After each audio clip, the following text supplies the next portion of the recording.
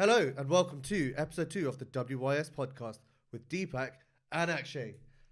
That was sick. That was intense. That was so sick. I love it. That was so sick. Cool, sick. So now what? That's the intro we're using. Oh, is that the intro? That's what we're using. That's what we're using. Right, Deepak, a lot's been going on. It's been a couple of weeks since we last saw each other. What are you saying?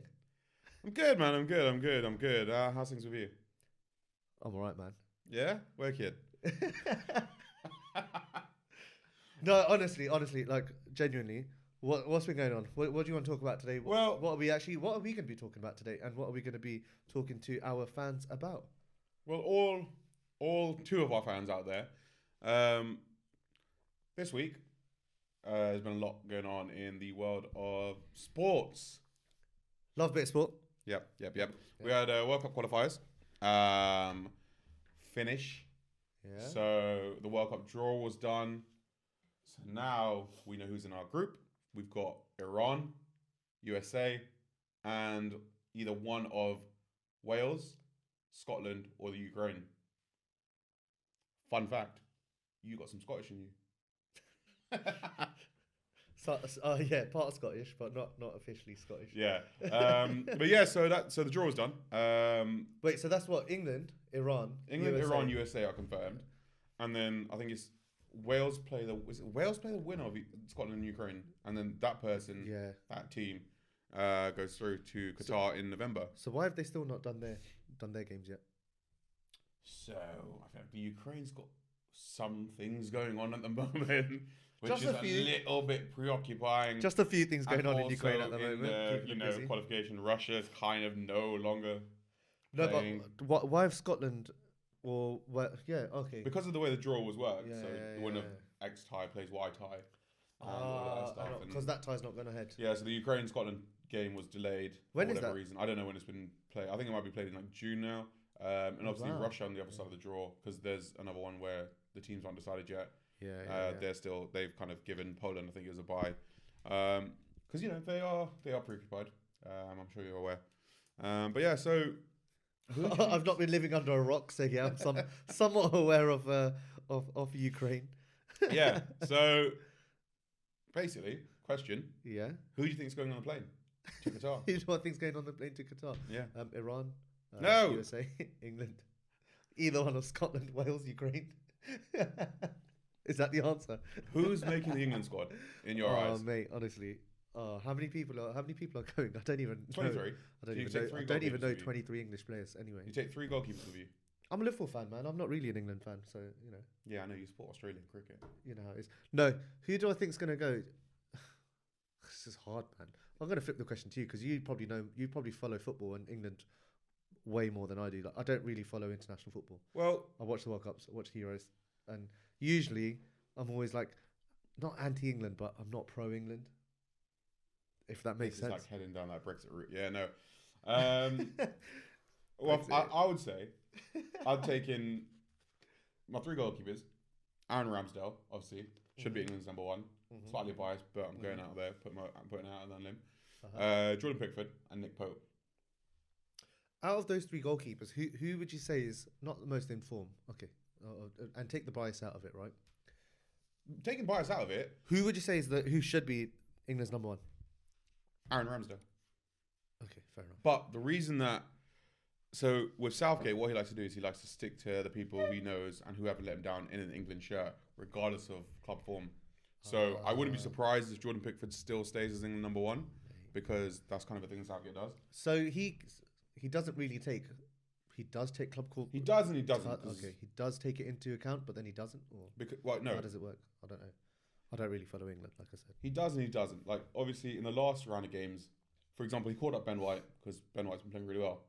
And he's got really good form, but he's also called up Harry Maguire, who was playing terribly. He left Fikayo Tomori in AC Milan, even though he's pretty much top of the league at the moment, and probably Milan's one of their best players. So he kind of has his favourites as well. Yeah. And this is the thing that's annoying a lot of people. Okay, this is a question. Everyone's talking about how Gareth Southgate, he's made England play well, and he's taken England to this place where they're in at the moment, where for England fans and English media start thinking of like England as like, oh, we could go into any tournament and get to the semi-finals, get to the finals, and so on, right? Yeah. Now, my question is, has Gareth Southgate actually transformed England as like as a football team, as a football nation, right? Like, as in, has he made an impact, or is it like the new crop of players that have come in? It's more so like down to them. I think because I still get bored watching England play, so I don't really watch England matches because in terms of their style of play, is absolutely boring. It's not the most entertaining. Gareth likes to play a lot more defenders than he does attackers and anything. And he plays it safe a lot. But I think there's been a big transformation in how this group of players have all come up together and have grown up together. So the main criticism of the golden generation, that obviously we grew up on as well, was that they'd play all season, and then when they went to England, all the Liverpool players would stay together, all the United players would stay together, all the Chelsea players, they didn't like each other, they didn't want to hang out with each other, and that was it. So they didn't bond. Whereas this group of youngsters have all grown up together, come through the ranks together, and they're just, for lack of a better term, they're boys, like with each other. But you can tell that these people are friends outside of football. Yeah, it translates onto the pitch. Okay. So I think that coupled with, you know, the rising talents there and how they've all come up together, and you know, there's no kind of, they don't let club rivalry get in the way of when they meet up, because you see all the time, like whenever two teams play against each other in the Prem, like the French players from both teams, for example, like high five each other before the game, hug each other, you know, how you been, blah blah blah blah. Obviously, we don't do that in this country because we're the main country. Huh? Yeah, I know Roy Keane hates that, and I get that, because on the day of the game you should just be focusing on the game. But for them, you know, they've left their home country, they see someone familiar. It's kind of I get it from both sides. But this time it's a bit different. So I wouldn't say he's completely transformed the way the team play. But is that the whole shot? No. Okay, I was gonna say. No, I don't really know what's going on there, to be fair. Do you want to go over it? Not entirely. I think it's all right. I'm gonna say it's all right. I hope you can see everything here. I'm gonna say it's all right. It doesn't really matter, innit? You just saw. Go. Beep it out. Yeah, we'll beep it out. Beep beep beep beep. We'll edit that in post. Well, you can't edit it in pre, so you know. But where were we before I obviously? We're talking about England. England, people are friends. French people, they high five each other. All the sort of international. Exactly. So this group is a different breed. And you know, hopefully, if they just play to their strengths, we might get far enough. But our style of play is still not. It is obviously boring. Everyone is collectively bored of it. But we'll see what happens. But yeah, so those are the three goalkeepers I take. Like I said, Ramsdale, Pickford, and Nick Pope. Pickford's crap though, man. Yeah, honestly. I know, but we're not spoiled for choice with goal. Yeah, but you know what?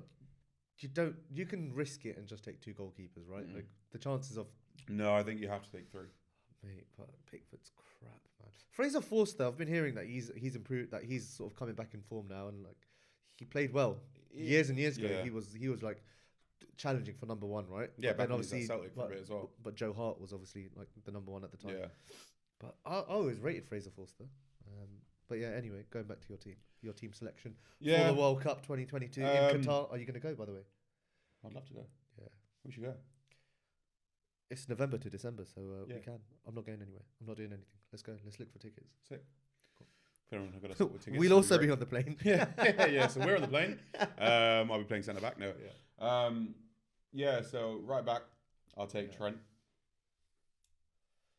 Southgate doesn't really like him too much, but I'll take Trent. And I'll take Reece James. Left back, I'll take Chilwell. And he'll probably take Luke Shaw, to be fair. And then centre backs, he's going to take Maguire. Almost guaranteed. I'll take Ben White. I'd take Tomori. I'll take John Stones. And I'll probably also take Kyle Walker as well. I don't know how many people I've just taken. So I think 3 goalkeepers and taking the first 2 right backs. 2 left backs. I think I said like 4. Why don't you write it down? Yeah, I should do. Or just write it down. Like, or just do a like a tally every time you say someone's name. Yeah. Ramsdale, Pope, Pickford. Yeah. Then Trent, Reece James. Oh, you're doing it like that. You're not actually doing a proper tally. Like, man, you said tally. A tally's like 3, then we do 5. 4, then 1. Yeah, but you've not even done that with the top one. That's goalkeepers. Yeah, so? Yeah. Are you doing the formation? No, but you're doing a tally for each. Yeah, for each line of the team. Yeah. So you got 3 goalkeepers, and then you got 2 fullbacks either side. Then what did I say? Harry Maguire, Ben White, John Stones. You know Tomori. what? Touching on your point actually about people, like you can tell that these people are sort of like more together, right? Harry Yeah. Maguire, absolute trash, yeah. Yeah. He's absolute trash. But the one good thing that came out of obviously him being like rubbish and the England fans booing him and all of this stuff, obviously not nice. But the good thing was that all the England players came out afterwards saying, look, you can't be booing him. Like he's been doing a job for England, and like obviously he's probably worse for Manchester United than he is for England, but he's still bad for both, right? Like I still wouldn't class him as a good defender at all. Right? Yeah. But it's nice that the England players did obviously like step up and said, look, you can't be doing that. Yes and no. They've got his back, yeah. Like They they support him. Like You should have your teammates back. Sometimes it works out well. Sometimes it yeah, doesn't. You know, we they all have his remember back. the. They might think. Look, these players probably think that he's crap as well. Like they probably like if they were able to like speak in like confidence and like in like a private forum, they might say, yeah, he's not the best defender, or that there should be players above him. But in public, you want to have your Yeah, players no. back, I appreciate the sport, but also That like togetherness. these, you know, the fans are paying their money for the tickets, so they're kind of, without taking it too far, you can cheer and boo for who you want to. Yeah. Just obviously don't abuse them or Yeah. be, you know, a silly bugger. Yeah. But yeah, midfield. I think Hendo goes. Your boy, your hero, Love a bit of Henderson, man. your lover. Love a bit of Henderson. Declan Rice, Mate, quality. Absolute quality. Jude Bellingham. Quality. He might come to you guys. I can see You him know fitting what? in at Liverpool very well. He loves Liverpool, man. And then who else? I think he's like idols like Gerrard. Yeah. So I've heard, but I could also be making that up. So No, I have heard that, but I'm 99% sure that he loves Gerrard. But yeah, Liverpool. and Jude then Bellingham to might Liverpool. take Calvin Phillips depending on how he goes. Obviously he's been injured pretty much this season. Yeah. But then hopefully he can be cover for Declan Rice as opposed to starting with him, because you start with him and it's too defensive. Yeah. I'm just thinking about Leeds now. But That was a story of your childhood. Calvin Phillips, man. Like, imagine if he wasn't like injured for the whole season, how much balance like Leeds probably would have, and like Leeds have had loads of injuries, right? So Yeah. Calvin Phillips. Hopefully he comes back. He's a good player. He's such a good player. He could play for a bigger team. I wouldn't be surprised if he goes. If West Ham sell Declan Rice, Calvin Phillips, West Ham sorted. There you go. It's a good replacement. Good point. It's Who's not going to that- buy Declan Rice for 100 plus million? Oh, United, mate. Yeah, they like to waste money. They spent 80 million on Harry Maguire. Yeah. But Declan Rice is actually decent, so you know. I'm taking. Who else are you taking? I might take just 2 strikers. What do you mean? How many people have you got in your team so far? 16 so far. So you've got what, like 7 people left? 23 people. Yeah. But only 2 strikers. Yeah. And then at least How? 5 attacking midfielders and wingers. Who would you take then as your striker? And this is on the basis that Gareth likes to obviously play heavy defensively. That's why I've taken 9 defenders. But in terms of the 2 strikers, obviously Kane, as much as I hate to admit it, he's taking Kane. Kane's captain. Kane's wicked, man. And then I think Tammy. Tammy Abraham, yeah? Yeah. Calvert-Lewin's not really been at it. Ollie Watkins No. is there or thereabouts, but I think Tammy I think he should has take Ollie proven Watkins. himself this season. Yeah. So I take Tammy. Where's he playing now? Is that Roma? Roma. And isn't he's it? doing Yeah. bits there, to be fair. Top scorer in the league? I don't know if Is he's it? top scorer in Serie A, but He's doing well, though, yeah? he's doing well. Mourinho, manager. Yeah.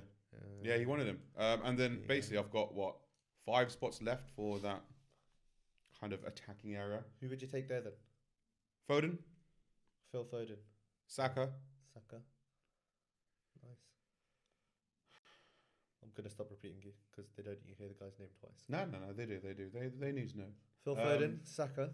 Who else? And this is the question now, like, Rowe? Smith Rowe, is it? yeah, Smith Rowe's in conversation, Jack Grealish is in conversation, Sancho, Rashford, they're both in that conversation because they play in that area. It's kind of... Sancho's good. Sancho's coming into form at the right time. Sancho's good, man. I mean, obviously, he's still not hitting his Dortmund numbers, but differently. Look at the team he's in though as well, man. Yeah, I know. Plus, obviously, I don't think they play to his strengths too well. No. Dortmund's team is... Who else? I feel like I'm missing like an obvious person. Saka? No, I put Saka there. Let me see who was in the last squad. Yeah, I can't really tell you who I'd take, but I can probably talk to you about a first 11. That's about as far as my England sort of... And go! knowledge Oh goes, my man. God, Tottenham are winning 5-1. 5-1? Yep. So we're recording this on Sunday, the 3rd of April. It's exactly 4:21, and Tottenham are winning 5-1. It's 5-1. 6:21. Oh, bloody hell, mate! It's been a long day. We've had a long weekend. 6:21, 6:22. Is it 5-1? You said? Yeah. Oh wow. Well, fair enough. Well, they didn't do Arsenal any favours then. Nope. No. Can't rely on them for anything. Ooh, Conor Gallagher's in the shout. Mason Mount. Oh, Mason Mount I'll probably take. Mason Mount, 100%. He's Yeah. going. He's 100% going. Like he's Mason. a quality player, man. Do I take Raheem? Yeah, you take Sterling, man. Yeah, he turns up. You for England. 100% take Sterling. So I've got Foden, Mount, Saka, Sterling, Yeah. and then there's like space for one more, and that's it. Yeah. What? Who else do you take? You got Conor Gallagher, maybe. Jadon Sancho. You didn't Sancho. put him in. I reckon you'll go with Jadon Sancho. He picks him. So did he Take pick him for the Sancho, last round That, of games? that feels light up front. I feel like I need to drop a defender. There's no out and out striker though, other than Harry Kane. No, Tammy Abraham. Oh, Tammy Abraham. Yeah. Yeah. I would take Ollie Watkins though, man. He scored Yeah? the other day. Yeah. Well, the strikers between them two. I think. What is that? I think Ollie Watkins is a quality player, man. Yeah. Yeah. Well, that's basically what I'd take. I'm sure I'm forgetting a few people. Yeah, probably. Mate, I'll probably honestly. drop a defender actually, and then Yeah. I'd probably. Yeah. I don't really care about England. I know you don't. Only if they win or Only do care- well. Then it's a nice time in the country. Yeah, it's a nice time in the country when they're doing well, but yeah. It's just, I want to see some form of success in my lifetime. What, for England? Yeah. Yeah, fair enough. We were close, but yeah, I Yeah. know. If they don't take Trent Alexander-Arnold, Trent Alexander-Arnold. Yeah. Then there's nothing for you. Genuinely, There's nothing. I can't support England because how are you not going to take the best right back in the world Yeah. to Qatar? Even if you Southgate. take him, how are you not going to? I don't see Southgate Southgate. start. And you know what? Yeah, there's always this thing about he's bad defensively and all of this stuff, mate. I think He's not bad defensively. It's just his attacking game is so Yeah. good. People only look at that, but his defensive game is not the worst. It's not. It's okay. Yeah, it's not. It's like- not the It's best. not Kyle but it's not the Walker. worst, yeah. It's not Kyle Walker. Kyle Walker's obviously faster, a bit more physical. I think it's just from experience though. Kyle Walker's obviously a lot older. Yeah, than but Trent. mate, honestly, man, like you have to change at some point. Yeah. Mate. And it's not like Trent's played against big teams, big players, and like most of the time he can hold his own against them. Like you don't really see Trent getting rinsed a lot. I can't say I watched enough Liverpool to make a judgment call on that. Exactly. The time I did watch it though, Martinelli did give him a run around. Who? Martinelli. Oh, Klopp. Martinelli's wicked, though, man. Loves. He's coming to mate. You know what? There is a slight worry about that He's because every time we play you guys, after the game, he's always like, "Oh, and don't forget Martinelli." Like he doesn't have to be prompted. But he's planting the seed, man. That's Yeah. That's it. He's poaching him. Leave our boy alone. Leave him alone, Jurgen. He's poaching him. Leave him alone. He's not Yeah. tapping up, man. But yeah, basically that was Yeah. a World What Cup would your review. starting 11 be from those then? Ramsdale. Okay. Yeah. It depends if he's gonna go. Let's just say a 4-3-3. 4-3-3. Has he yeah. been doing 4-3-3 recently? Don't know. I don't think know. so. Yeah. But anyway, Maybe. let's just say 4-3-3 because that's a 4-3-3. good formation. Yeah, I'd go Ramsdale. I'd go Trent, Yeah. Ben White, Yeah. Ben White centre back. Yeah. Yeah. Tomori, Okay. Speed, and then I'll go Chilwell. Yeah. And this is obviously providing everyone's fit. So this is your starting 11, not what you think Gareth Southgate's going to do. Oh yeah, he's not going to do this. He would never do this. All right. And I'd go Declan sitting Yeah. number 6, Yeah. and then in front of him I'd have Foden and Foden in midfield.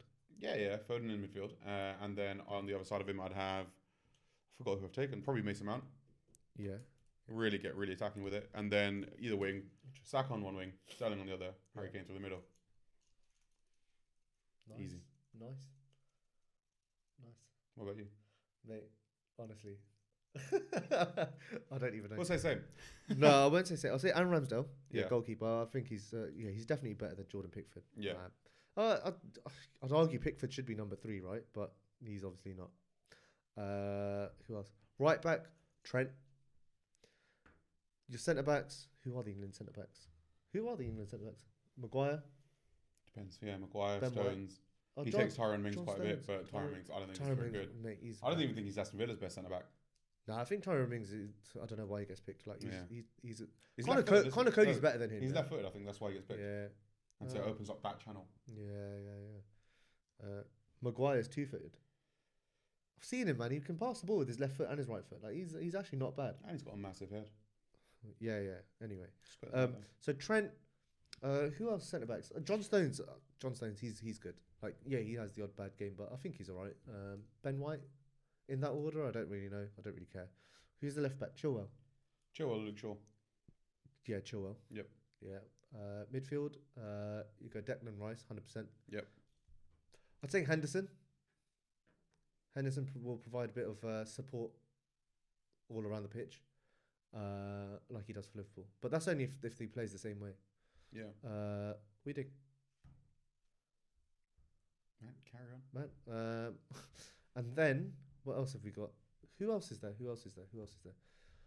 Midfield. I can't even remember now. Okay. Declan Rice, Henderson. Who else goes in midfield? Mason Mount, Phil Foden. Obviously, I'd go Mason Mount in midfield Yeah. because he's good. He's good in midfield, and I'll put Phil Foden in a front three with Phil Foden, Sterling, and Kane.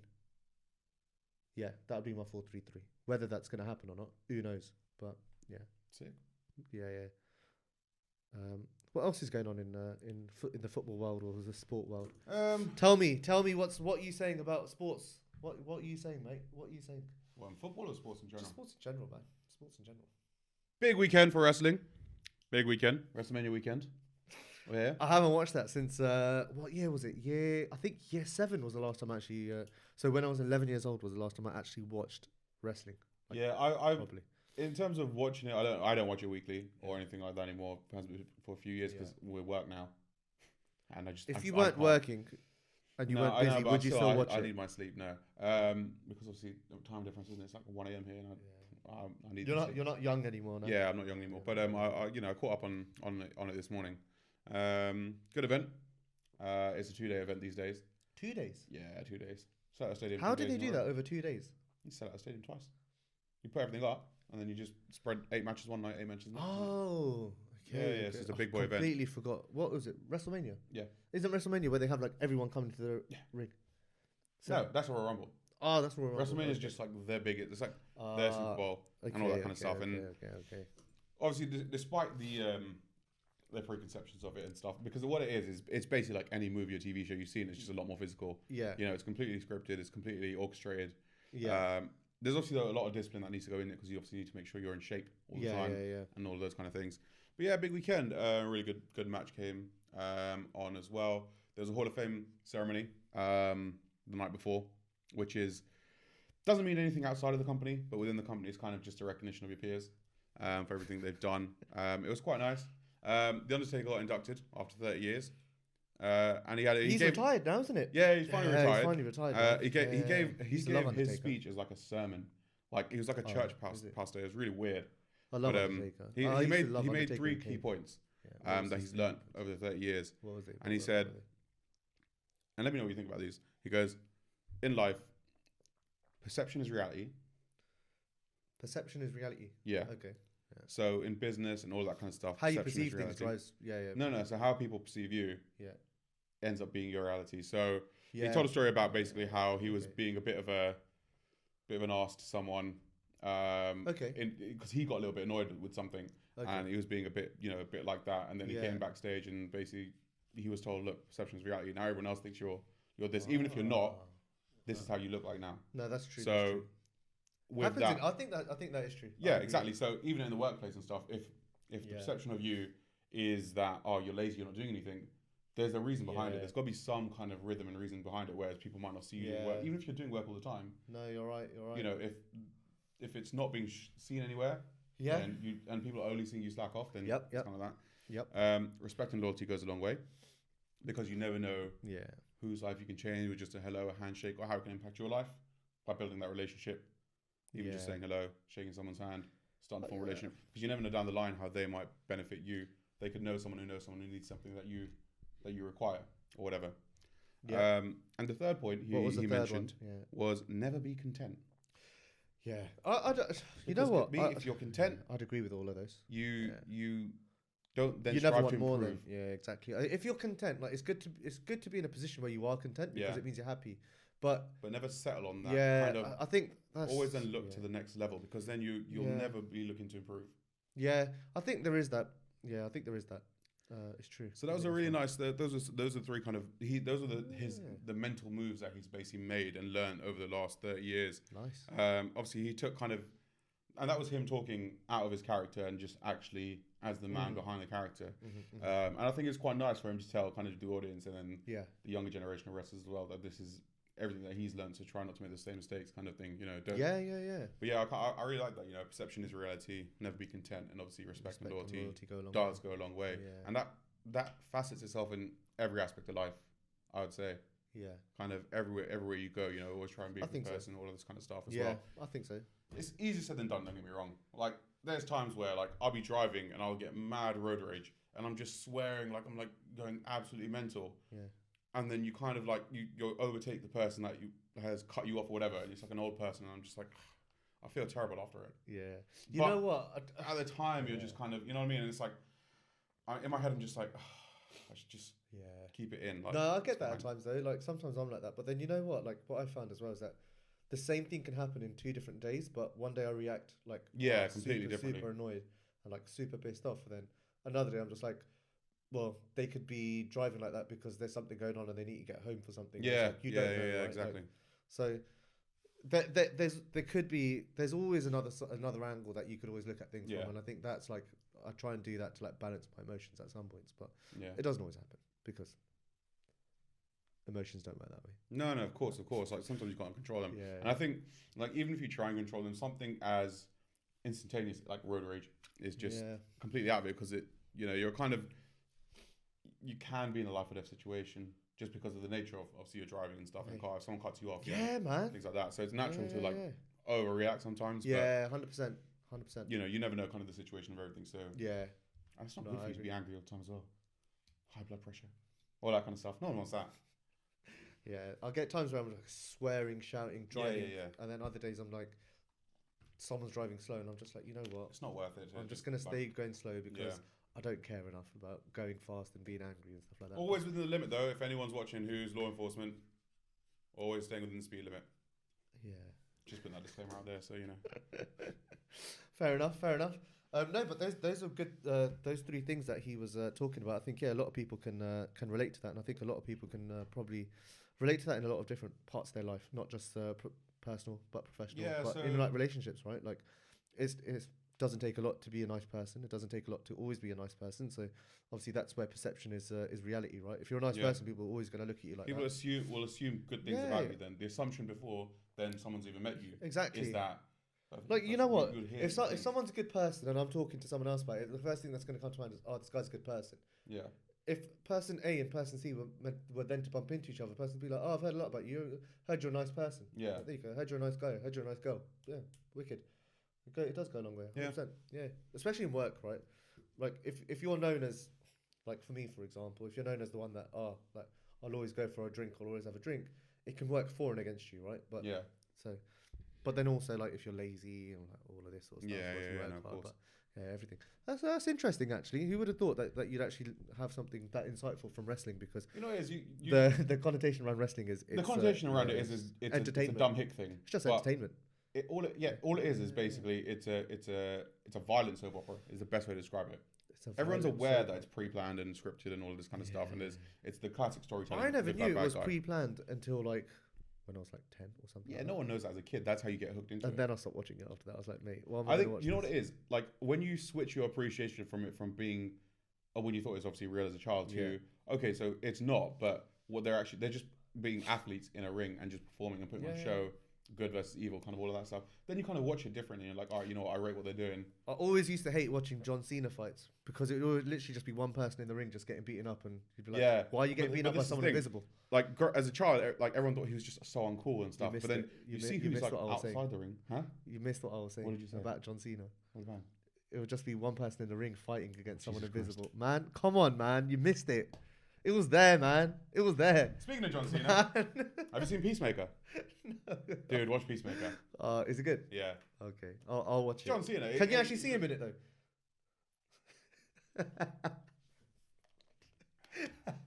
Mate, You missed it, man. You missed it. It's alright. I set you up for another one, and No, it was there. It was right. there. It's fine. It's It was fine. there. It's fine. It was there. That's But no, Peacemaker's on. He's quite good in that. To be fair, he was good in the film, and now he's good in that as well. Yeah. Okay then. But yeah, give it a go. Oh mate. So that was wrestling. What else was going on in the world of sport or entertainment, as they call it? Well, big news and entertainment. Yeah, big news. Go on. What big news are you going to lead with? Go on. Let's start this. What are you going to lead with? There's only one thing. How can she slap? How can she slap? The slap heard around the world. Oh mate, that was. You know what? It wasn't even that. It was more like a. The memes are ridiculous, man. Honestly, the internet is so fast. It is so quick, straight away. What was your instant reaction after you saw that clip, or after you read the article, or heard about it? 'Cause it was while we were sleeping, right? Yeah, really close over here. So I woke up and not together. We weren't sleeping. No, just while we were sleeping in England. Yeah, just clearing that for anyone out there. No, I woke up and I just saw Twitter in the morning, as the morning newspaper as you do, and I was like, "What?" Like I at first I was like, "Okay." I didn't really think that it was like real, or was it like part of the show, like kind of scripted into it. My initial reaction was that, this is staged. Yeah. Because it's like, let's bring a bit of like drama into it. Basically, I think the theory, like a lot of people are saying, is that Yeah. the ratings of the Oscars have dipped quite a bit in the recent years. Yeah. It's quite boring. Like, let's be honest, it's just, congratulations for your award. Yeah, you had a great movie. And I think they needed to kind of spike things a bit. Because it wasn't a real slap, it was a real slap. It was very weak. Yeah. The only thing that was a bit weird. How hard can a slap really be though? Unless you're like have you not seen those videos? But they're professional slappers though, man. Like legit, they are professional slappers. That could be an insult in the East End of London. Yeah, but we're not in the East End of London. We're on YouTube. Like those slap competitions, slap fights that you see, like they train for that, right? But Will Smith don't train to slap Chris Rock. Yeah, I know. Well, yeah, I'm sure they're training some kind of stage combat, and that's it. So they're not really going to be like pounding each other. But that sounds weird. But it was because after they. Obviously, he slapped him and slapped that down. Yeah. They kind of cut to Will Smith and showed his reaction, and obviously he swore as well on camera and all that kind of stuff. The first video I saw, I didn't see that reaction of like Will Smith and him swearing and all of this sort of stuff. It was literally just a slap and then him walking away, because it was like a short 20-second clip that I saw. So that's why I thought it was staged. But the fact that they recorded it makes me think, well, normally if something like that goes completely off script and not unplanned, they usually just cut to ad or cut to something. But you can't in that instant, right? It's hard, man. No, but there's like when with live TV, there's always like a few second delay. Yeah. Like for things like this, obviously not sports, are different. Is there? Yeah, there's like a very small delay. Like I've never worked in TV production, so I can't. Yeah, there's usually like a little delay where they can kind of cut to black or cut to commercial or whatever they need to do. But because they carried on filming his reaction and kind of the back and forth, it was a bit okay, cool. I understand that obviously they asked him to leave and he said no. He then won his award for King Richard, which I still haven't seen, but literally won it straight after. After within like 20 minutes, like he won his Oscar, which was insane. So the film's good, by the way. Have you seen it? Oh, it's a very, very, very good film. It's a good film. Out of 10? It's a good 7 out of 10. It's a minimum 7 out of 10. Would recommend 7 out of 10. Would recommend it. The story of me watching it. I had COVID at the beginning of the year, so my friend gave me his login for Amazon, and can I even say that? My friend. I know I've got Prime, but you have to pay for it. Oh, well, you had to pay for it at the time. Oh, so, my friend let me watch it. There we go. Yeah, good save. However, he let me watch it. But yeah, wicked film, man. It's about like the Williams sisters, tennis. Dad, yeah. Oh man, it's like. Did you ever watch Coach Carter? Yeah, I love that film. It's similar to that in terms of like the emotions in there, and you're just like you are left with like a sense of pride at the end of it, and you're like, wow, I can't believe that you experienced this. So do you think his performance justified him winning the Oscar then, like based on obviously you've seen the film, so you can say. I don't know who he was up against, to be fair. So I don't know who's up against. Was it an Oscar-winning performance? Well, obviously it was, because he won an Oscar for it. But, but no, in your opinion, was it? I don't really know what constitutes off an Oscar-winning performance. No, when you watch some performances, you're like, like anytime I've ever watched Oscar Isaac act, I just think this guy, what a guy. Oh, that's because it's in his name, isn't it? Sorry, man, it was there. I set you up like 3 times now. Man. Yeah, knock them out the park every single time. Man, you missed the first one though. Yeah, I'm sorry. But yeah, Well, I know why you missed the first one because couldn't see it.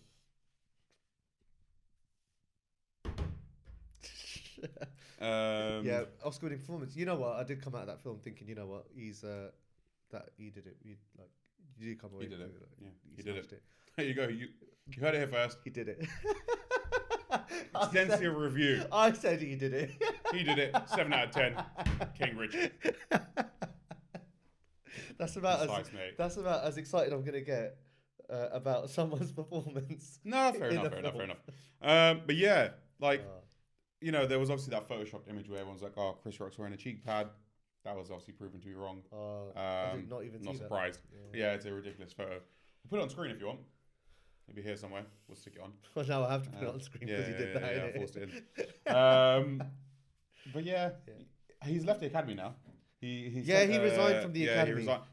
He resigned kind of in the sense that we're going to kick you out, so it looks probably better from a PR point of view if you just resign. I don't get what difference does it make? How do you resign from an academy though? Like obviously, like you're resigning from being in a group of like actors and that are selected then for awards. But like, I think when you're at the point where like Will Smith is in his career, who gives a damn? So can you only be if you can only be nominated for an Oscar if you're in that group Part of the academy.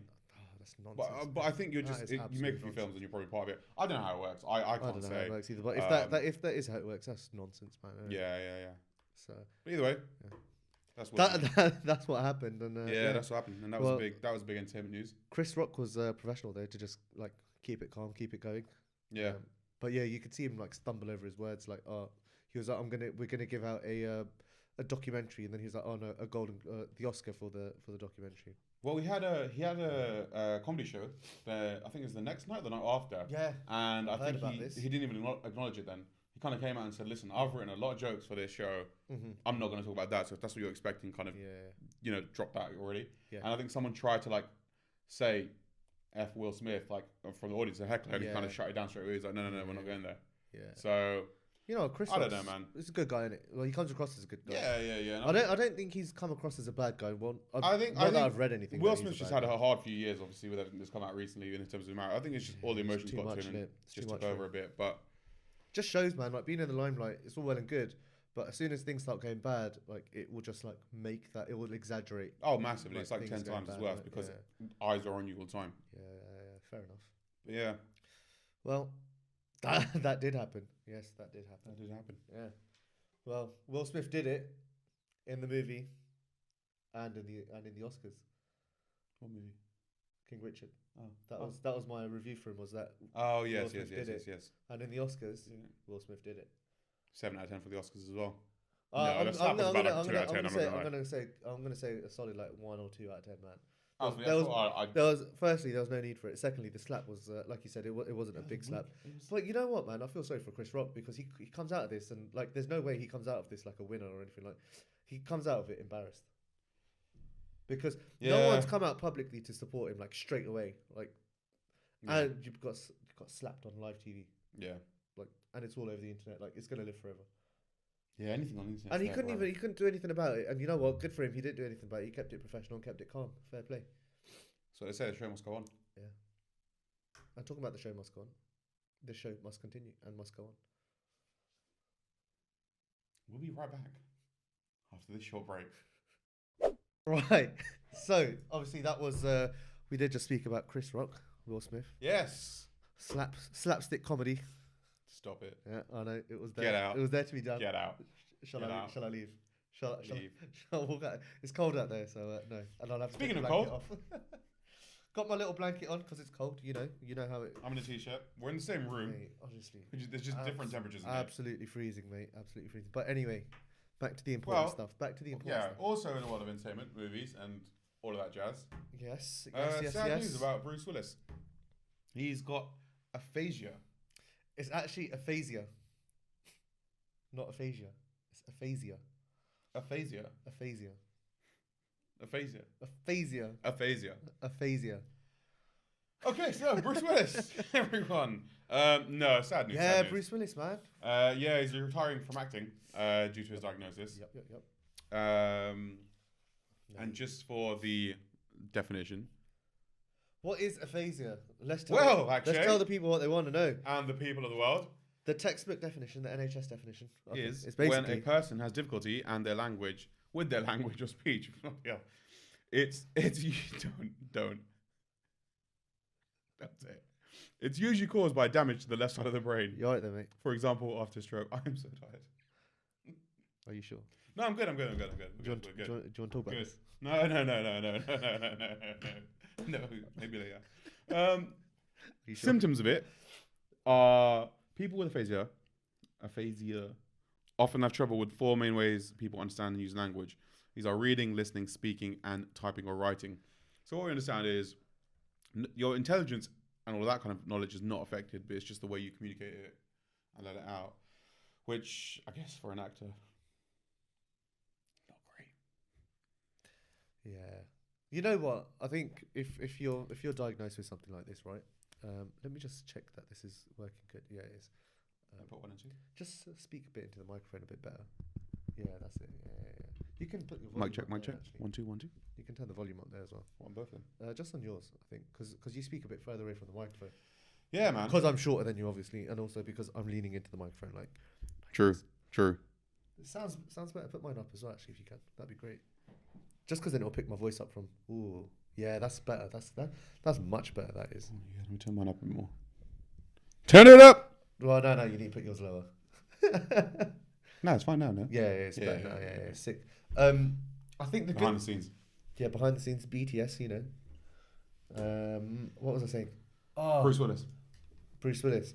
You know what, man? I think with this diagnosis, when you're getting told that you're going to lose your speech or you're going to lose how to communicate, you're not young, right? So you've still got your whole life ahead of you. Or you've got what? How old? I don't even know how old he is, man. How old is Bruce Willis? 60s, I think. It must be in the 60s. Oh, 67. Yeah, you know what? Like, why not just enjoy life now? Like, obviously, he's resigned from making movies, right? For the however long he can communicate, why not just communicate with people that you like, Your that's loved closest ones, to you? your families. Exactly. Build those memories there. Imagine, like actors spend like months making films, spending all that time communicating, and you're not with family. Yeah. Like, you're missing out on so much time with them when you could actually like be talking to them, listening to them, and making memories with them, right? Before you, obviously, everyone dies at some point, so. You know how it is. But no, like morbid, yeah. Fair play to him, man. Like, you know what? He's been in so many films. He also got a number 2 on the UK singles chart. How? His cover of Under the Broadwalk. I've I've never heard heard that song. I've never heard of it. 3 albums as a singer he made. Is that going to be the top of the pod songs? That would it? You know what? Song of the day? Top of the Pods is going to be very. Is gonna be a Bruce Willis song. Yeah, it's Bruce Willis. Under the Boardwalk. We're gonna pick a Bruce Willis song to be top of the pods for today's episode. Yeah. That's so weird. That is interesting fact of the day that Bruce Willis has made 3 albums as a singer, and he got number 2 in the UK singles chart. When was that done? I don't know. It doesn't say. Mate, that is ridiculous, man. It should say. That is ridiculous. Step up, Guardian. Tell us in your article. Yeah. Mic check. Shouting in my ear. Yeah, man. Have to. They need to know. The Guardian needs to know. The Guardian needs to know. To be fair, I do a traditionally deep, loud voice. You do. Unless I get excited, then I hit like really high pitched. I'm a girl. Is it? Go on, Charles. No. Moving on. But yeah, no, Bruce. What's your favourite Bruce Willis film? I don't know if you're a big Bruce Willis fan, because obviously, like, he might not. I mean, like, I only know his. Do you like his Christmas movies? Die Hard. Are you a fan? I mean, it's okay. It's fine. Yeah. I'm not like die hard about it, but hey, you know what? That's the sort of support people need when they make it. Obviously, a bad joke, right? Yeah. But some of us don't understand that, Deepak. Some of us don't get that. Some of us don't do that. I am the only one that laughs at your jokes because no one else does. Yeah, that's also true. That is true. That is true. But yeah, go on. You were saying. Sixth Sense. That was a good film. That's the only film I know from Bruce Willis. He was also in. What else was he in? Sixth Sense is a really, really good film. That's the only one that I remember Bruce Willis like standing out to me. But I can't think of, like, there's Die Hard. I don't remember Die Hard well. Apparently he was in Pulp Fiction. I don't remember him. I can't remember him being That's been a while since I've seen that film. Yeah. Looper, I haven't seen. So I've not seen any of these films other than The Sixth Sense. So let's just say that I asked you that question, not knowing that we both know nothing about him. So, moving on swiftly.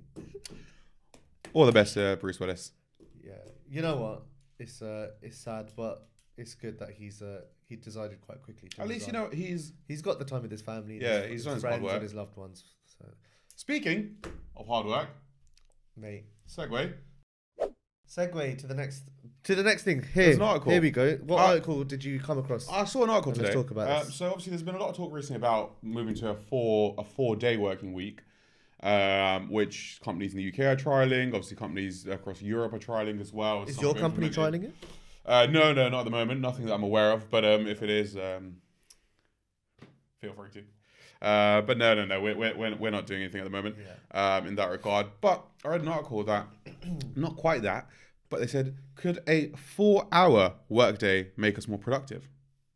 So in essence, you're working from about 10 to 2 p.m. solidly, but really into your work. Like focused work. Yeah, really focused. Not kind of like just dilly-dallying, browsing social media, half this and that. Like really going at it for about 4 hours a day, every day.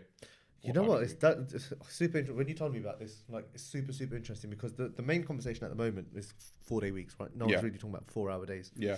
4-day weeks.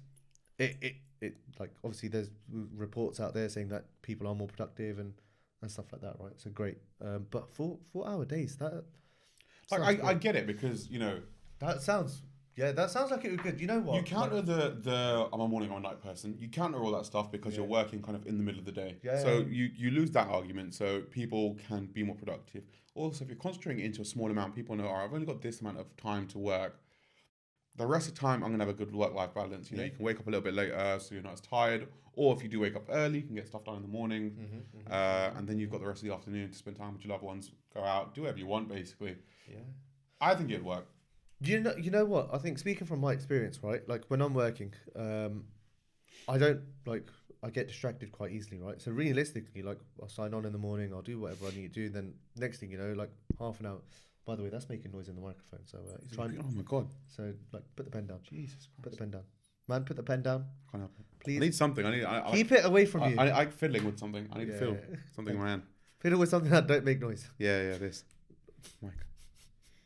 Anyway, as I was saying, right. We're sponsored by Mike. So as I was saying, with 4-hour days, like when I'm working, like I'll log on in the morning, then I'll end up getting sidetracked and I'll like end up just doing something like sitting on my phone for like 20 minutes, half an hour, or like people do loads of personal stuff because like obviously everyone's working from home and there's still this whole like concept of working remote or hybrid working is that you can get stuff done. Like the work-life balance comes into it because you can have your appointments that you would have in the like outside of work, and you can have them during the work hours because people ain't like GPs ain't open on the weekends or like outside of hours. So you're not taking time off for that as well. Yeah, you're not taking time off for it. But that's kind of the key thing. Yeah, and like realistically, like people probably do work like I guess on average, I work more than 4 hours a day. But do I work 8 hours a day? No, I don't work 8 hours. It's impossible to work a solid 8 hours a day. I mean, look, focused work as well, right? Because like we work in an outcome-based economy, in an outcome-based world, where it's like we're working to hit targets, and realistically, we're not filling hours just for hours' sake. We're working to just meet a target. I'm not doing 8 hours of like emails, calls, texts, making like assets and stuff like that just to say I'm working. Like we're working. There's time in the day where you're just doing nothing. A usage target or whatever it is, but as long as that gets hit, that's kind of the main thing. But look, it says here, like, one study found that working long hours caused an increase in depression, stress, and suicidal thoughts, whilst another discovered that working 55 hours or more per week was associated with significant health risks, including a 35% higher risk of a stroke and a 17% higher risk of death from compared to those working ischemic heart disease when compared to those working fewer hours. That's I'm surprised, man. That is nuts. You don't realize how much of an impact like the work week actually has on your body and your mental state, right? Yeah. Because we're so used to it, and it's just like, all right, we don't know anything like else. all we know is you finish school, you start studying at uni if you go uni, or you don't have to anymore now, and then you just work, and like work is essentially 9 to 5, right? Some people do shifts and all of this sort of stuff. You don't realize what effect that has because I guess like humans weren't really made to like work for 8 hours a day, right? Like no creature in this world is made to be like you working. Well, we're the only ones who pay to live here, to pay to live on the planet.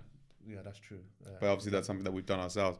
But that's a whole different. That's crazy though. It's a whole different thing, and like it's something that we'll get onto. I'm sure in another episode about kind of the purpose of like just in my head I don't want to work 9 to 5 every day till I'm 65 and then retire and just try and then enjoy 30 years. Like I can't see myself doing that. That's why you're doing this, right? We're doing this for the fun of this. Well, this is and it. the love of this. Well, this is and it, if right? we can monetize this, then please. Look, if you can do what you enjoy and it becomes your hobby and it also becomes Then your it's not profession, work. then great, right? Then, Yeah. Well, that's what I say. It's like it's work, but it's not really. You're not really working because you're doing something you enjoy and love. But then this is it, yeah. Like this is sort of. I was speaking to someone else. I can't remember who I was speaking to, but they were saying like, yeah, they've got hobbies, but when you do your hobby every day of the week, it then becomes less of a hobby because it does become work because you're turning it into work essentially. Yeah, I get that.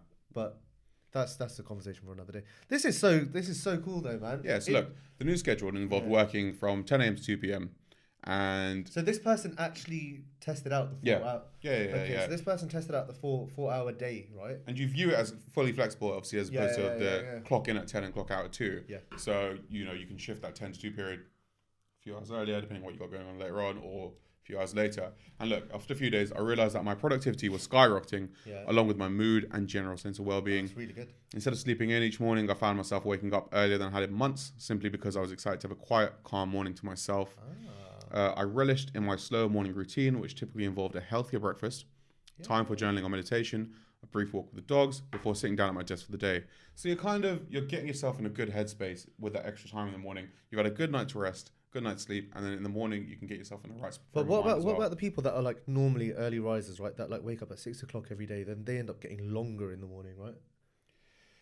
And some people don't necessarily need that because they're already early risers. I guess this, like what this person, whoever wrote it, don't know who they are, right? Whoever wrote this, they're saying that they had more time to do what they needed,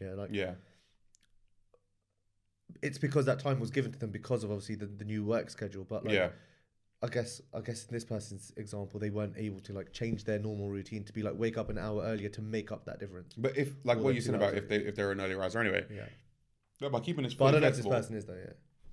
You can just start that 4 hour period whenever like you want. 8 to 12 instead of 10 to 2, and you're still working that amount. But also, look, I found myself getting less distracted throughout the day as well, as I was completing tasks quickly and efficiently without needing to take any breaks.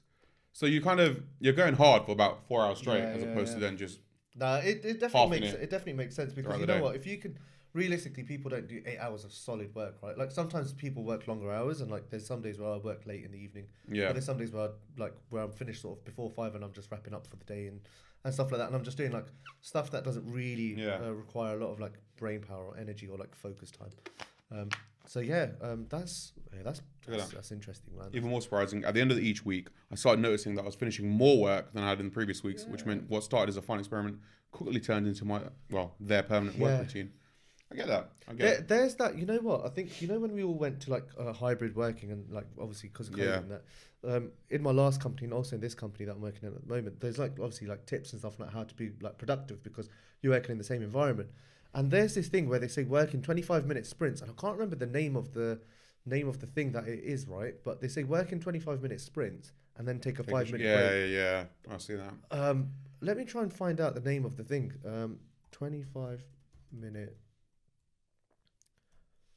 25-minute work. Let's see what, because 5-minute break, yeah. Oh, the Pomodoro technique. And what it is that literally you're just doing 25 minutes of work. You set a timer. Oh, here it is. Yeah, look, you plan your tasks. You do the Pomodoro. So that's what it's called. 25 minutes. No distractions. Nothing going on. Then a 5-minute break, and you do that as many times throughout the day just to like. That gives you that focus time. Because I guess everyone works best when they're focused at some point. It stops the monotony of a long task as well when you're just sitting there for like an hour trying to do something. It stops that. You know what? I think I'm going to test this out and I'm going to let you guys know if it actually works. Well, if it worked for me, because not everything works for everyone. True. So, obviously, it doesn't work for everyone. Like there's, your retail industry, things like this, not all this stuff's not going to work. Yeah. Imagine being in a shop, like trying to look, I'm taking a 5-minute now to myself and then I'll come back to you trying to help someone. It doesn't work, but I think in the office space 9 to 5 kind of that type of job. Yeah. It's worth it. All right. Well, you know what? I'm gonna test it out. I'm gonna do it. Let us know. I'll let you know. I'll let you know how it goes. Give us your review. I'll give you my review in due time. It might be like coming in like what, June or July. Give the people something. My review will come in June or July. Give me like 3 months to actually try and do it properly. Sweet. But yeah. Next was another Next article. topic. This caught my attention. Oh man! So, this the is headline, by the this way. is one of those subjects. Oh, here we go. Headline. The young women racking up debt in pursuit of the perfect face.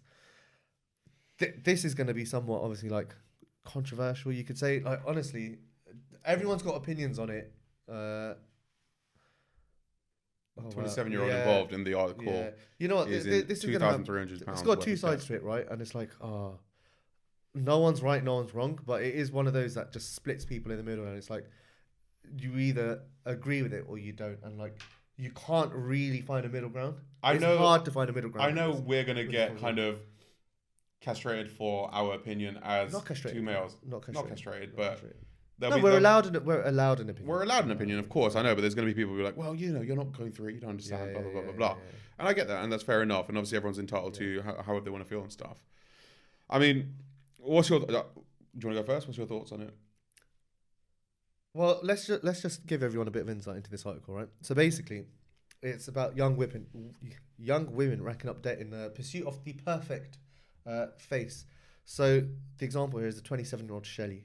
She's in £2,300 worth of credit card debt, and she can only afford to pay 50 to 90 quid a month. And how did she end up there? Well, getting Botox and all of this sort of cosmetic surgery, right? But this sort of, I guess when we were speaking about it earlier, like where does this sort of culture come from? And it is obviously like social media. Oh, yeah. And I think it was around before because obviously like people look up to celebrities, people look up to the people in the media, right? TV and all this stuff. And look, men and women have been getting cosmetic surgery for God knows how many years. Maybe just as much, maybe less so, right? I think the rate has actually gone up. It's got to be more with social media and kind of. No, I think it has gone up recently, and it's more yeah. accessible, right? Like, how cheap is it to just get stuff done in another country? Like, for example, like men get hair transplants, right? So the example, like the male example, is men get hair transplants, and like Wayne Rooney, for example, he did it, and it's like once men see that it's alright for like once it's commonplace. Once you see a celebrity do it or someone that's like in the media quite a lot and it becomes like normalized and accepted, then it obviously opens the door for more people to do it because it's not frowned upon as much. Like, do I agree with it? I would never get a hair transplant. Like, if I go bald or if I start going bald, I'm just going to go full bald because I can't be asked to get that. I thought about it. Yeah. Obviously, as you know, and people who might know me, my hair's thinning up top. Yeah. Which is why normally I'm seen quite frequently in a cap. Toronto, but had to. I thought about it, and I thought, but like it's a lot of money. It's a lot of money to spend. Like I know it's obviously cheaper in. Is it worth it? Stuff. Is it worth it? Yeah. Is it going to make me happy? And I guess hair transplant's a little bit different because it could be a permanent solution. The thing I think is if you're doing like this Botox, whatever it is, like every 4 months, or like lip fillers and stuff. Things like that. If you're doing that like every few months to make you happy, then it's temporary. Yeah. Whereas, a hair transplant, that might be a bit more long term. But then I thought, sod it, you know what? I'm just going to do what I can at the moment, and then I'll let nature take its course when time's right. Like, I've had a few kids, then I just got bald. Yeah, you know what? I think... As long as I keep my beard, then I'm good. The thing with this whole sort of like aiming for the perfect face or aiming for the perfect body and all of this sort of stuff, like, obviously, now that all these things, it is subjective, right? But obviously, like subjective also has like a common place where like a lot of people think the same thing. Think good looks a certain way, and a lot of people think that looks like that's the way to look, sort of. But I think like doing things through cosmetic surgeries, and they're more accessible, which means it's easier for people to do it. Right? Like 20 years ago, it would have been so hard to find someone to like do all this work, but now it's so easy, right? Do I agree with it? I think, and my opinion is that I wouldn't personally get any cosmetic surgery done to change the way I look, the way my body is, or anything like that, unless I'd been involved in trauma. Unless it was like a clinical thing where it's like repair. Yeah, like if I'd been in an accident and let's just say my nose scarred. Like my nose like was broken on one half, right? And like they had to then get like reconstruct my nose and get like a skin graft or like grow a nose on someone else's body, like using skin cells, using science. All that stuff. Yeah, fine, great, do it, right? Because it's reconstructing my body the way it was. Yeah. But would I go out my way to change my nose? Like, my nose isn't the perfect nose. I wouldn't, because why the hell should I? Yeah. Like, No, of course. People think, oh, you should have a straight nose and all this. Oh, man, like, at the end of the day, my nose is on my face. Like, I've never gone past someone and say, you know what, you need to change your nose. Or I've never thought, oh, that person's nose is so bad, they need to change it. But then people have these thoughts about themselves, which is fine. That's a different conversation. But I just would never do anything cosmetically to change the way I look, the way my face or the way my body looks, because I don't really see the point in it. Because if it's something I can change, I should do something to change it. Yeah. Like, naturally, like, for my physique, for example, if I really wanted to, like, be leaner and get, like, bigger thighs, just work out and just, like, lose weight and stuff like that. Like, instead of getting implants and instead of getting, like, fat, like, liposuction and stuff like that, right? Yeah. Like, why am I going to do that if I don't have to? No, I agree. And I don't judge anyone who's done it, because everyone's got their own reasoning for doing whatever they want, and who am I to judge? But for me personally, I just don't think there's any need. Like, I think your features that you've been given are... that you're born with. They tell your story. Like, you know what I mean? Like, I always say, like, as an example, like, if you've got, like, a certain, if your nose is a certain way, whatever it is. Like mine. Yeah, but... and then your child has it. Yeah. And if you've got cosmetic surgeries, like, and then your child's like... Where do they get it from? They might think... Am I not pretty? You don't want like, the last thing I'd want is my daughter to be like, am I not pretty enough? Yeah. You know what I mean? That's the last thing I'd want. So I'd want her to see her heritage and her family history and all of that stuff in her features. Yeah. Like, I think you just gotta kind of accept who you are, and obviously there's bits that you can change, obviously, like with gym and training and all that kind of stuff, and that's like natural. But when it comes to cosmetic stuff, I'm not the biggest fan of it. Like lip fillers, all that kind of stuff. I've made my feelings quite clear on that. But again, I don't agree with it being only for, like, obviously, like, cosmetic reasons, right? Like, if it's because something's happened, then I'm like, all right, fine. Yeah, that's no problem. That's justification enough for me to say you should do it. But then I guess the conversation around it really isn't about what people are doing to change themselves. It's the level deeper where it's like, why do they feel like why do they feel they need to change? Like, what are they actually chasing? Is it just to look like what they see on TV because they think a certain person thinks that's attractive, or what is it? And I think those are the questions you need to kind of ask yourself. Like, what are you actually, like, who are you doing it for? Are you doing it for yourself, or are you doing it for someone else? Because if you're doing it for someone else, then I think that's the wrong thing completely. But I think a lot of people, like, obviously the Instagram world that we live in and the social media world that we live in, it's like fake anyway. It is all fake, right? And people obviously use, like, filters and all of this sort of stuff, but they obviously use a shit ton of makeup, a ton of makeup, a ton of filters, a ton of editing software like Photoshop and all this sort of stuff to make themselves look perfect for the gram, right? And people, young girls, young men, it's the impressionable ones. They'll watch it, they'll look at these pictures, they'll see these videos and be like, oh, I really want to look like that. And there's no harm in saying that you want to look like someone if you feel like they look good, right? But when it comes to the point of, like, the detriment of your mental health or, like, your self-esteem, right? Because if I look at, let's say, for example, I look at someone who's, like, in really good shape and they look good, and I'm like, oh, I want to look like that. Like, I want to look like that, and at some points I'm like, oh, I wish I looked like that, and my self-esteem goes down a little bit. But at no point do I think, oh, I'm gonna go get implants and make my chest look bigger and make my arms look better. And that's like, why? But this is the thing, right? Like, and this isn't a sex thing, because men are going to be getting, like, men do get like cosmetic surgery and stuff. You can get like calf implants and like just random implants like that. Like, why? Like, what? Like, obviously there's a reason. Some people feel like, oh, I feel like this and I won't feel depressed, or I won't feel like such low self-esteem if I look a certain way, or if I change the way this looks. But then how long does that last? I think it's just, you're chasing the dragon. I think it's like a temporary thing, and you once you've done that, then you're gonna find something else to be unhappy with, and then go for that and that and then that, and this is how people end up in debt. I read an article, right, where this woman, she got like, what, bum implants, right? But the BBL. Yeah. Oh no, is that no? That's your lift. There's I don't know. Yeah. She got implants, right? Yeah. But then she wasn't happy with it. It looked fine. It got her past her first, like, how she used to look. But then she's like, oh, I want it to look bigger and better. And it's like, Jesus. Then it's like, you're in an endless, like, this person, obviously not everyone. Some people just do things and then they just, like, fine, cut it after that, right? Yeah. This person was obviously another bum implant. But then you see it with loads of other people as well. Like, they'll do one thing and then it's like, oh, if I can change this, I'm going to do this and I'm going to do that. And it's like, but why? Like, no one is ever going to say, oh, this person looks great now that they've done this. Like, no one cares. No one cares. I think that's the main thing as well. No one cares. Like, the outside, the third person just doesn't care. And no one's going to remember you after you die. Oh, that person, they did so well because they got bum implants and their bum was this size and they looked like this. No one's going to remember that about anyone, man. No one's going to remember the bloody size of my arms when I'm dead, man. God damn. No one's going to remember if I've got abs or anything. But if I want to look a certain way, I'm going to do it naturally because I can do it. And it's like the side effect is like the health and fitness side of it. But I know no one's going to remember me for looking good when I'm older. They're just going to remember me for me.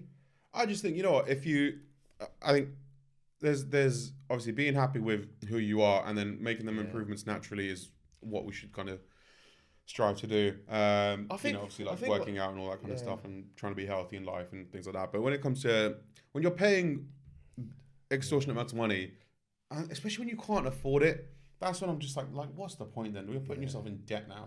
And then that debt leads on to mental health, right? Because a lot of people go into depression when they're in debt, and then they end up you end up in a vicious cycle. Some people end up like suicidal and like all of this stuff because of debt, right? But I think the biggest thing that needs to happen now in society and like in the world that we live in is find Instagram, social media is good to connect with people. Yeah. But I think there needs to be a whole movement on normalizing differences and normalizing the way we're celebrating people look. Celebrating differences, but normalizing the way that people look, and that there's probably more people in the world with a nose like mine than there are with a straight nose, because a lot of people in Asia and like India, for example, have a nose like mine, right, where it's got a bit of a curve on it. Yeah, but that's the story of your ancestry. That's the second most populated country in the world, right? There's like a billion people in India. There's over 1 billion people in India, and let's just say there's a lot. Man, there's more people in India that probably have my nose than there are people in England that have many different noses. And it's like just normalizing the differences and making people feel like, you know what? Yeah, you don't look the same as this person, but that's not a bad thing. I just think I worry about the next generation. I don't have kids now, obviously, at the moment, but I think in the future, I just worry about my future daughter. I don't want her to think that she needs to change for anyone. Like, however she is. As in, like, cosmetically. I don't also, your son, though. Yeah, son as well. But obviously, this is in regards to young people, in regards to this article. But, you know, I don't want them to have to feel like they have to pay to have something surgically changed on them because they're not happy with who they are. Like, there's other ways to do it, like, improve yourself. I think a lot of people need, like, and I guess our generation now is because obviously we're living in this era where people are, like, able to just change parts of their body just like that, right?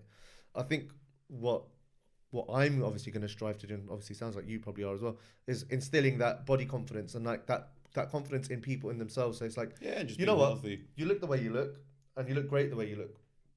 Don't change anything about that for anyone, and don't change it for yourself, because normalize the way the next generation, your kids, their kids, and so on. Yeah, I think obviously if you start in a healthy way as well, in like a healthy lifestyle, then luckily like.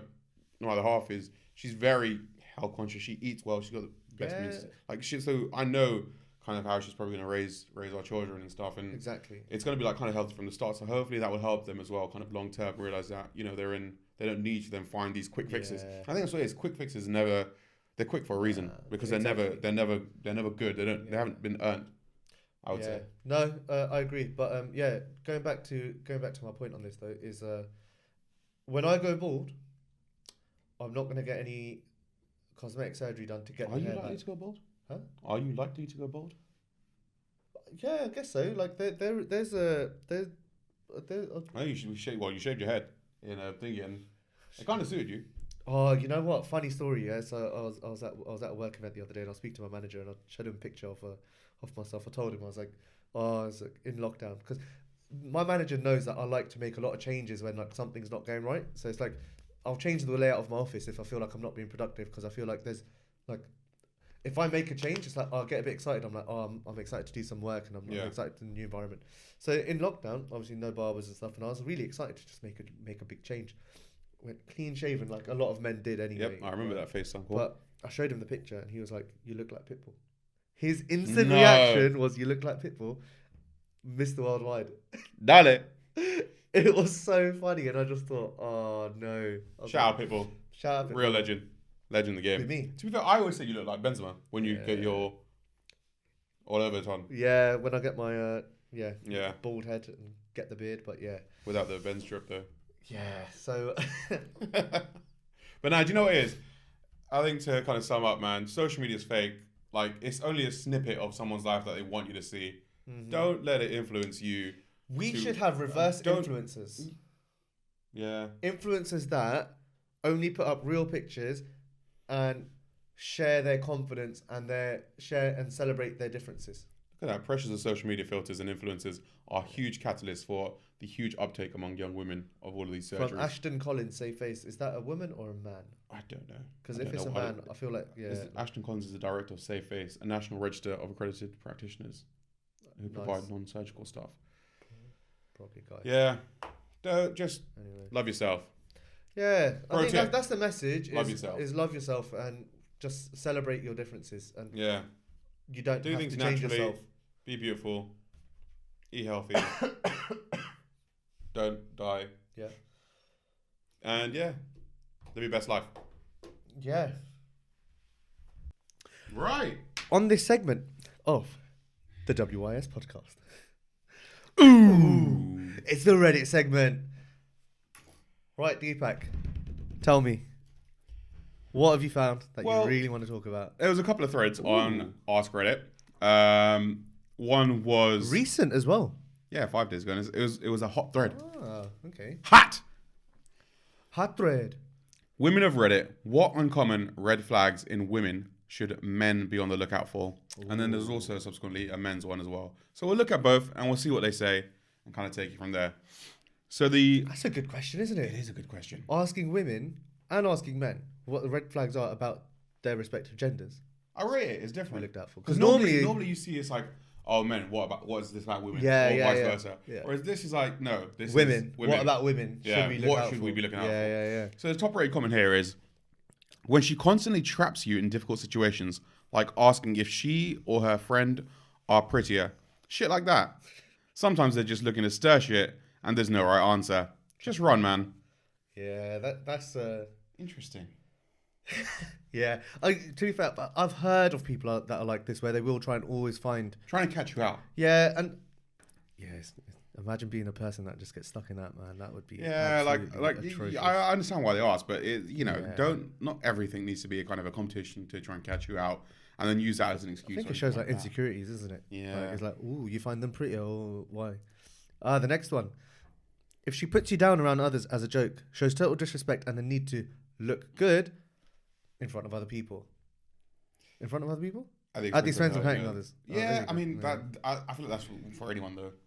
Yeah, I think that is for anyone. I think, like, just generally, like, if you put people down as a joke to make you look better in front of other people, I think that's, like, a problem.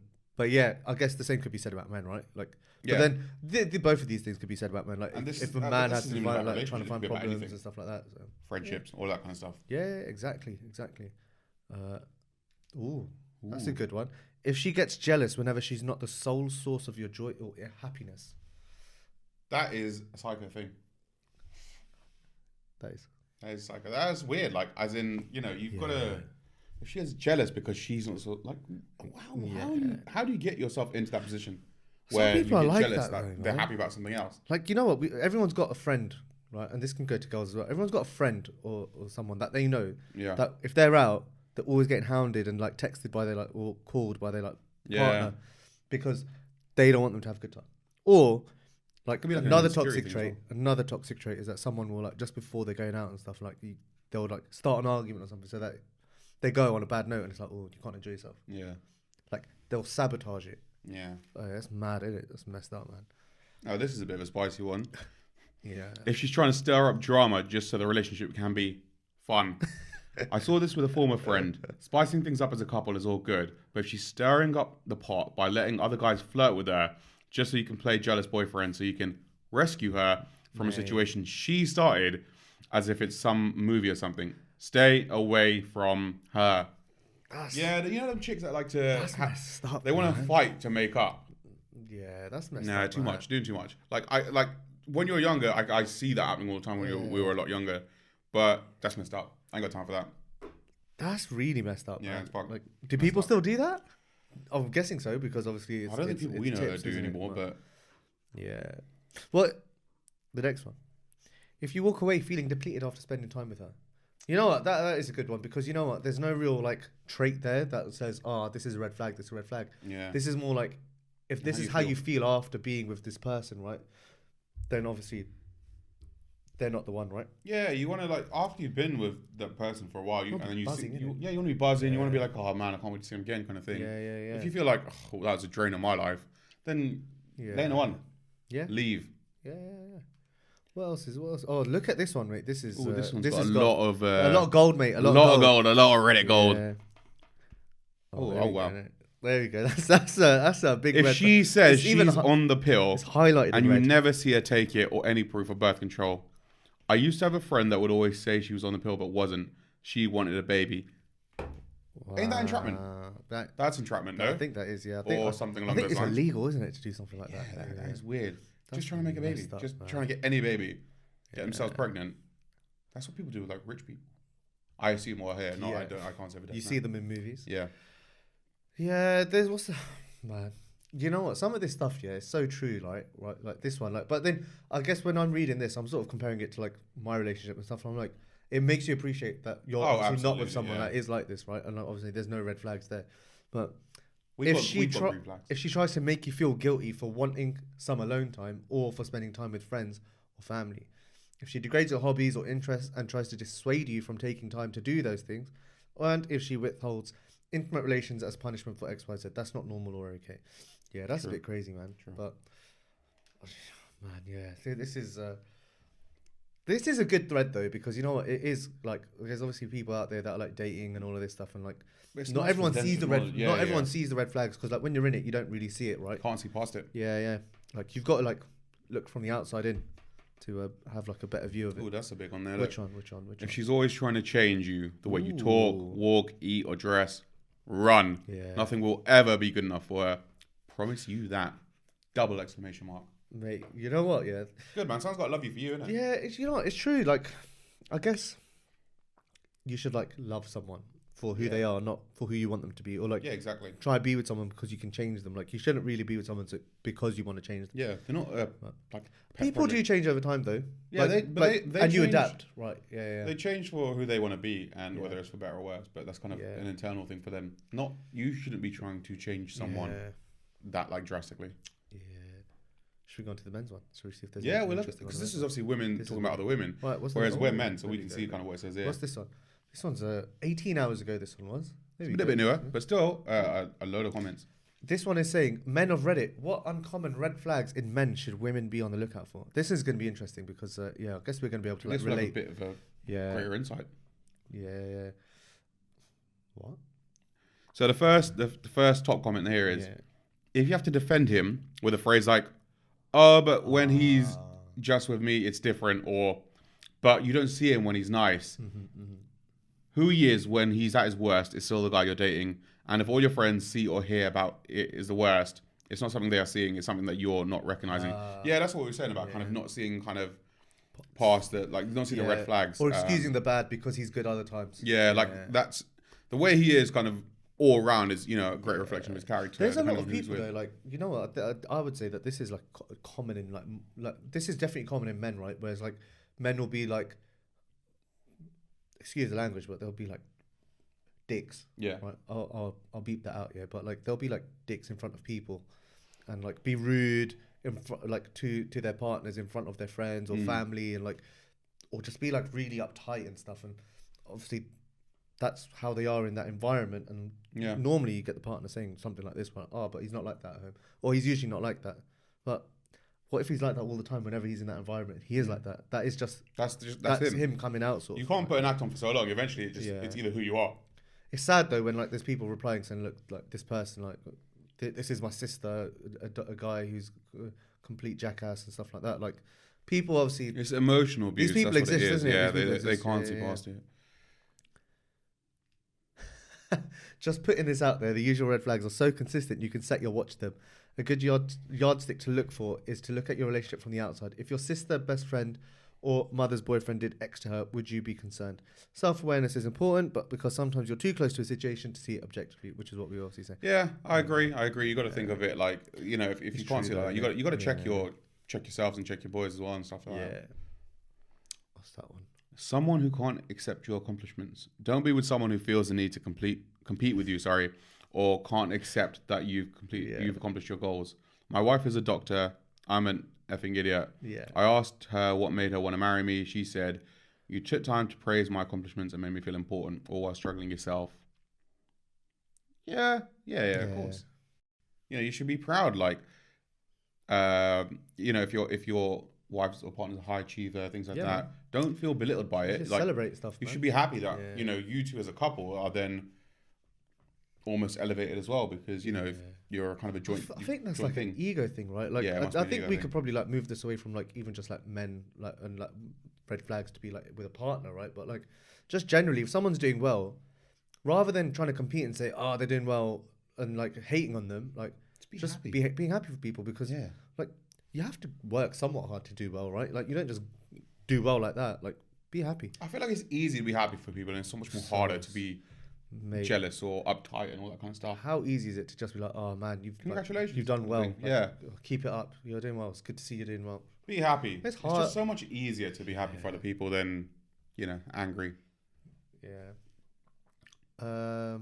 Initially, a failure to listen during conversation and subsequent failure to ask you about anything important to you. That's a tough one though, because there could be things going on, right? Like everyone can have things playing in their mind. Like, I could be talking to someone and they're not listening because they're thinking about something else. I wouldn't say that's the biggest red flag, but it's definitely a red flag if it happens a lot. I think that's the WYS is initially. I think it's like maybe the early stages, like dating stage, or like when you're in your first few dates, and if they're not giving you paying any attention to what you're saying, I think at that point you're like, all right, well, they're not even interested in me off the bat. Yeah. You know, a few years in the relationship down the line, like you could have some other stuff going on and things like that. But lying for approval. Oh my God, what the hell? There's a story here. Had a couple sit down at my restaurant, and the guy kept loudly insisting that he would give extra tips while in front of his house, in front of his date. He said it again when he went up to the cashier to pay via Apple Pay. Forgot to sign the receipt until we told him to. Guy proceeded to rush out the restaurant with his date, yelling back about how much tip he so generously gave. For an almost $60 dinner, the guy gave $2 in tips. Feel bad for his date. So yeah, lying to look good, right? Don't stunt if you haven't got the money. You're gonna get caught out. It's gonna catch up with you. Just live within your means and afford what you can afford. And if she likes you and she loves you, she ain't gonna care. In fact, she'll buy you stuff and spend money on you. Yeah, it's true though. I mean, if a girl's really down for you, she actually spends money on you. But don't spend money that you don't have to try and impress a female and try and act like you're this uber rich guy, this top guy, because you're lying to yourself, you're lying to her straight off the bat. Terrible advice. You think it's common sense though, right? But honestly, how common is it? Common sense is not common. No, common sense isn't common. Obviously, it's not common. But how many people are there that do that, man? Like, it's just so silly. It's ridiculous, man. Like, it's actually so funny sometimes when like you just see people just going over the top just to impress someone. It's like, you know what?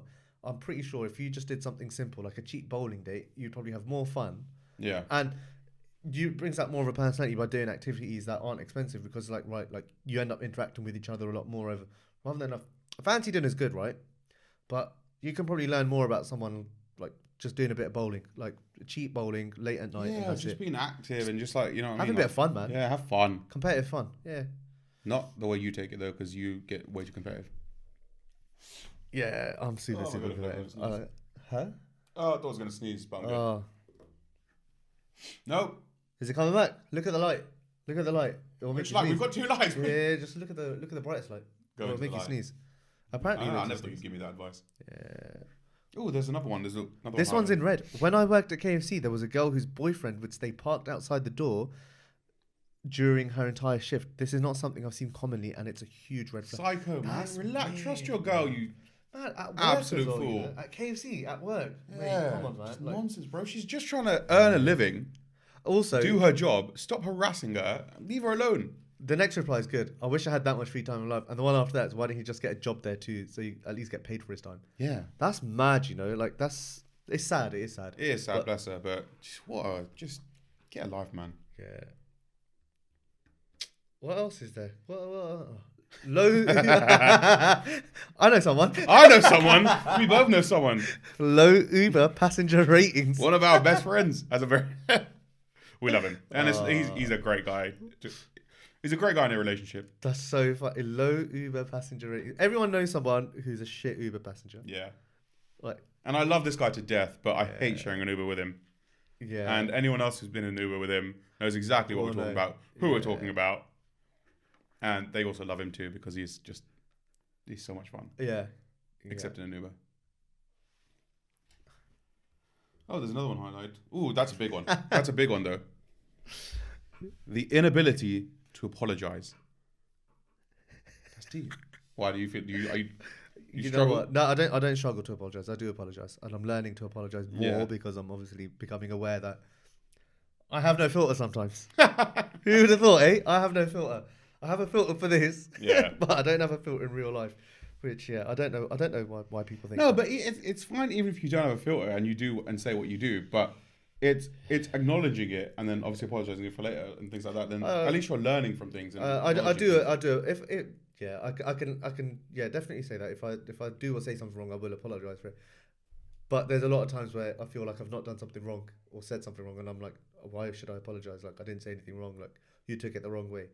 But then it takes a bit of time in it, and then like after a conversation, You took it the wrong way. Yeah. after a conversation, No. That's when the then you communication comes realize into it. what you said and what you did, how it made them feel, and why it was wrong because it was wrong. And Do you know what it is? You're I am still learning married, to apologize. and that's the main thing. I am still married, so I can't complain. The ring is still on the finger for now. And I just want to say I feel really sorry for her. Yeah. Fair play to her though, sticking it through, teaching me how to learn to apologize and how to understand when I'm wrong. Someone had to. So I can say someone probably wrote that about me, like my inability to Is that, apologize. is that your wife's burner account? Oh my god, I think it is.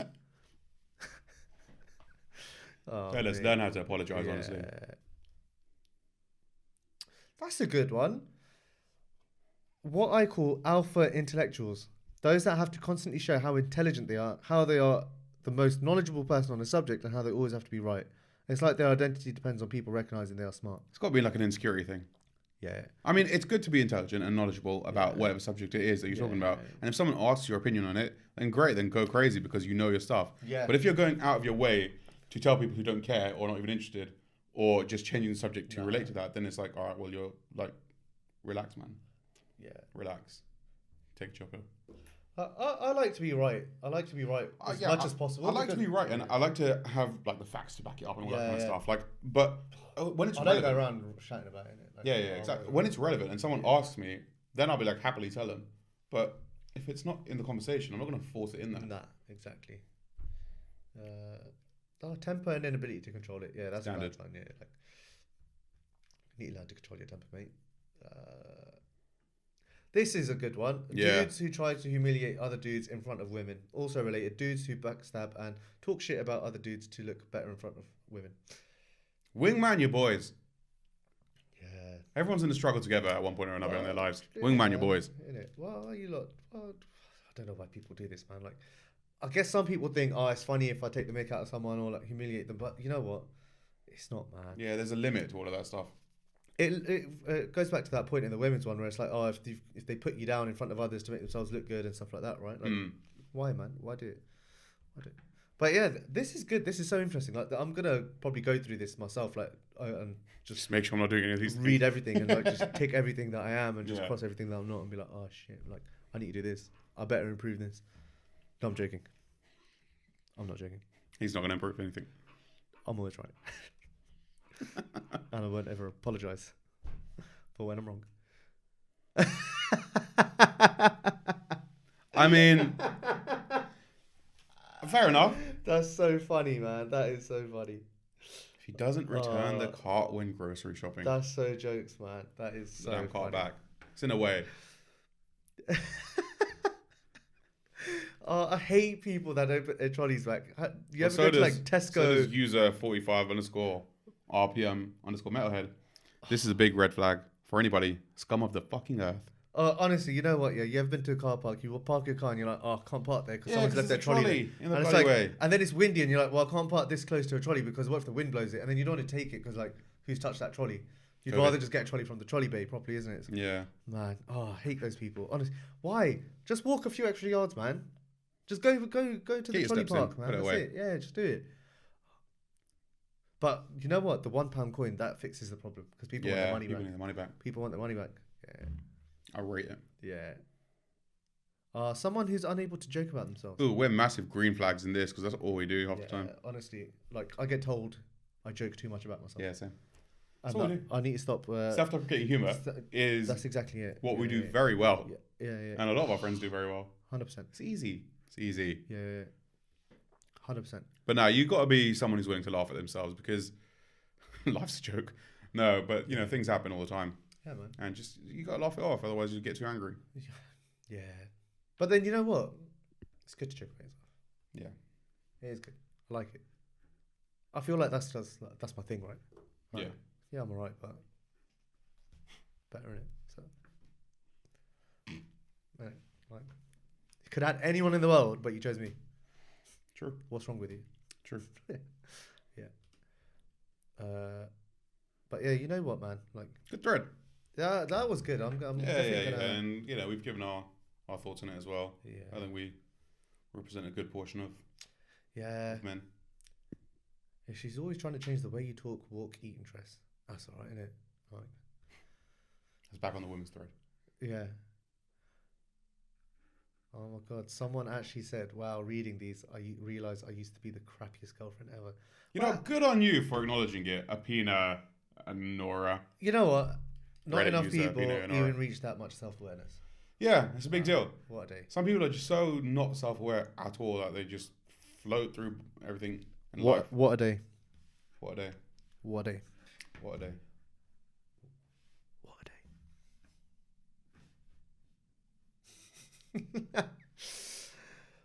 It's been a long day. You're tired. I can tell. Yeah, it's getting to that time of day, guys. Been at it for a long time. Thank you for listening. But before we go, we have something exciting for everyone. We do. Yeah.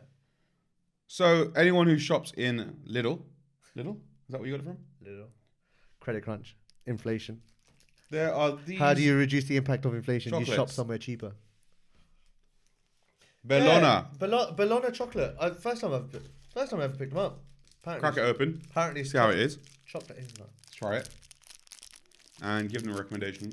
Shall we? What recommendation. what is it that when you? Oh, eat ASMR. one, shall we do one of those? Yeah, but we're not attractive women to do. We're very unattractive men. We definitely can do it. We might have a new audience. Listen. Do it. Try it. Oh. I'm 100% doing it. Yeah, do it. I'll keep quiet.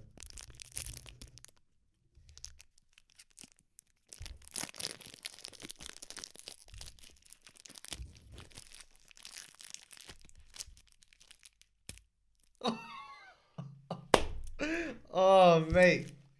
Break your piece.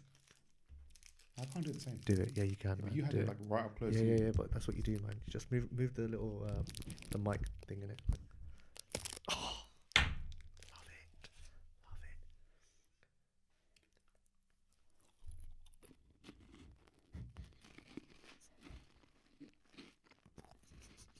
it.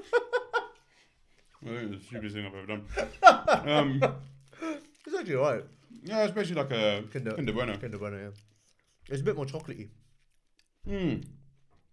Less creamy and more chocolatey. It's nice, Yeah. though. I like it. That's our lit little review. What was it called? Bellona? No, the review. Oh, our lit little. Lidl review. Yeah. Returning segment next time. Lidl review. Yeah. I'll pick up something new from Lidl every time I go, and we'll review it. Sick. For all the people that are trying to save money, shop in Lidl. Don't go to the middle aisle because you'll spend a lot of money, like me. But you can find stuff like this cheap, and it sounds nice in the microphone, so can't go wrong. Maybe we'll have a new career as ASMR people. Yeah. But so what does ASMR stand for? I don't actually know. Let's find out. Right, guys, for all of you that don't know what ASMR stands for.